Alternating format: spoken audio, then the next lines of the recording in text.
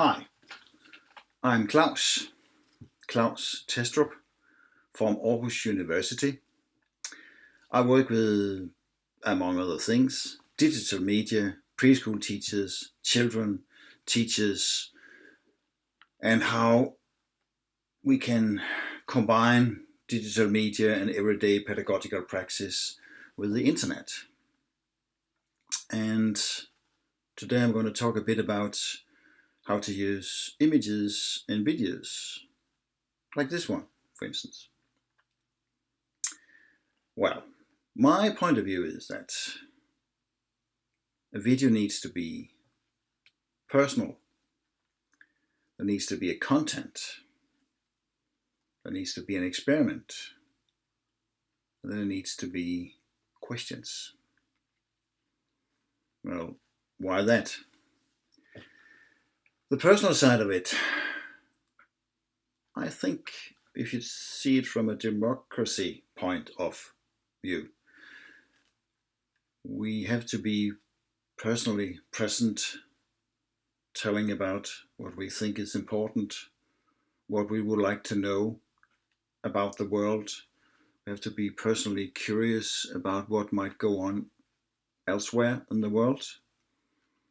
And to do that, I think we have to be there, as we are.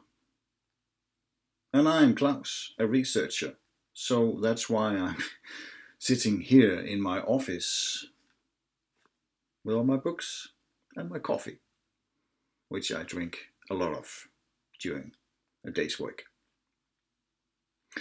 And the content, well, obviously, you might say, but it's not that obvious, because in a lot of discussions that I'm following around media, digital media and kids, the discussion is nearly never ever about what can we tell, what can we show through this channel, for instance, which is, I'm probably going to put it on my YouTube channel, so that's one channel.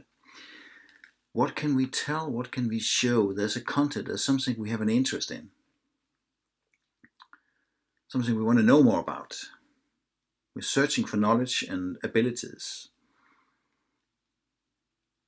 And the experiment is, well, I actually think to control the media, to use the media as we want to, we have to experiment, trying out to do that. This video is also an experiment in the sense that I'm trying to let time run and just talk and do no editing and no special effects. And I think there has to be questions. I'm not sure about everything in the world. This video could be done in a different way, so the basic question to you might be, how would you do this video? Or a video like this? Would you do it in a different way? And why would you do that? So I'm presenting my way of thinking, my way of working, and at the same time, in the same process, I'm now asking you, how would you do it? Well, images and pictures and videos. A preschool teacher once said to me, I do not want to be like Steven Spielberg. I can't do all that editing. I have no understanding. I know nothing about special effects. So it has to be easy. Can you do that? Well, this could be a format of making it easy. I just push record, do the talking, and then it ends. And then I can put it up online. And yes, there's something more easy to it. I do not have to know anything about editing software.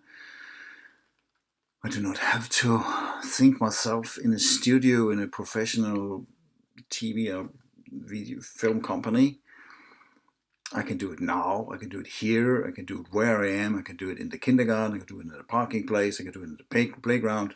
Bang, just go like this. And that's true. There might be the need for some preparations that I know a bit about what I'm going to talk about. This is my third take, I think, just to mention it. So in a sense it's easier. It's mobile. If it's on a mobile phone, you can use it anyway. If on a tablet, it's the same thing. But there is a question to it, because what format does a video like this fit into? I mean, this is going to be a long video. I can see here in the corner of my video, let's say it's there. You can't see, but I can see it's 5 minutes, 38 seconds in. And it's going to be long, maybe longer, 10 minutes, 15 minutes, I don't know yet. But you might want to make a short video and choose some images. The thing is, if you start recording videos in a kindergarten or let kids take pictures, you in a run of no time get hundreds of images and dozens of videos. So you have to choose what you want to show, and you can talk to the kids about what images are the best. What image do we want to put on Instagram? Because this is a very good image presenting what we are doing and working with or playing right now.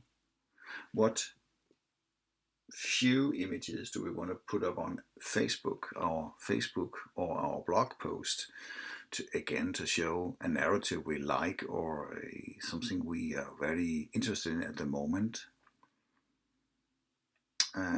If we want to put something up on Snapchat, well, it's even more radical. You take the picture and send it off, but you look at it before you send it off. Is this a fun picture to send off to somebody else? So there is, no matter what, a choice.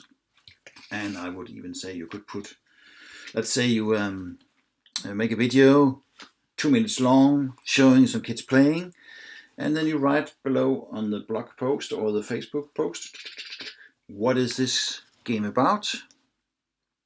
The point is that when you do this on social media in a short format where you choose something to show, it might be the starting point of a communication process.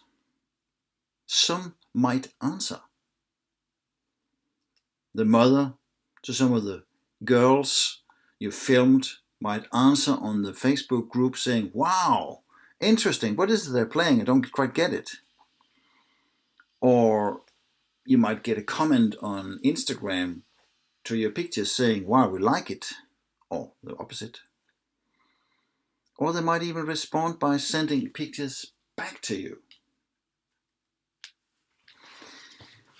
And all of a sudden you're in a process where the question is no longer if you're Steven Spielberg or not Steven Spielberg. You just, don't get me wrong, you're a cool preschool teacher sitting in your kindergarten, looking at pictures, talking about pictures with the kids and asking them questions about what do these pictures we look at on YouTube or Facebook or whatever represent, who sent them, what's the story in them, and then you can ask them this question again. What do we then want to send back to them? Should we choose some of the pictures we already have? Should we make some new pictures to show them what we are doing outside in our playground? And then you take some new pictures and send them back to those who responded to you. So the question is maybe not so much if you want to edit or not edit, but if you want to communicate or not communicate. And then maybe on the way you suddenly find out, hey, it would be cool that instead of having this 2-minute long video, we could choose half of it and put it together with, well, another video clip. Put it together and send it off as a small story about our afternoon in the kindergarten. You're still not Steven Spielberg, or the question is not if you're Steven Spielberg or not, but that you're suddenly communicating using some new tools you didn't use before.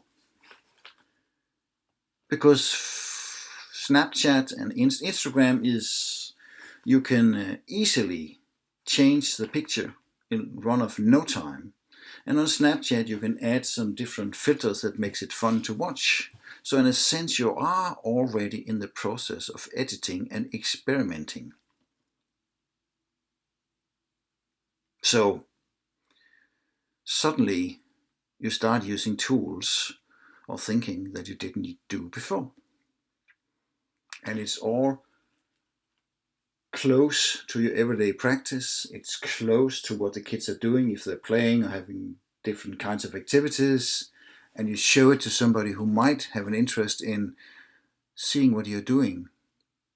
And even some who might think that they want to talk to you about, hey, how are you doing this Christmas gift? How are you doing it? Could you demonstrate in a video how you have done it? What kind of materials are you using? And then all of a sudden you can make a video in an afternoon doing exactly that. Hi, we need to have a picture of the materials, we need to have a picture of some of the things we're doing, and you can ask some of the kids to demonstrate how it's done, put it together, 2 or 3 images, 2 or 3 clips, and all of a sudden you have a do-it-yourself video demonstrating how your kids and you in your kindergarten are doing this Christmas gift. And maybe somebody will follow you, or you can go out on the internet, for instance on YouTube, to see somebody else who has made Christmas gifts to get new inspiration. And then you're in another kind of communication, not necessarily with somebody you know in advance, like the mother of the kid, but somebody you don't know, but just made a video out there about Christmas gifts or whatever. And you follow them, you look at them to get new ideas for what you want to do, and then you put up your video, short video on Christmas gifts, and suddenly you are the one of those who are on YouTube presenting ideas on how one could do something. Well, the video turned out to be 12 minutes and 24 seconds long so far, and I just moved the discussion about media far away from the thinking of, on one side, the film, the movie, the documentary on a traditional TV channel, to somewhere else, on YouTube, on Facebook, on Snapchat, where it's about something else. It's about communication, reaching out, searching for, demonstrating that, and doing it through short videos, chosen number of pictures. And in that way, your pedagogical everyday practice might be enriched, enlarged, because all of a sudden you get access to somebody out there on the vast internet that knows something about how to do Christmas gifts or how to make videos or whatever it is. And you are then not Steven Spielberg, but you're the cool preschool teacher communicating with the outside world, outside the fences of the kindergarten. Well, going into the future, going into the global future. And that's the end of my video.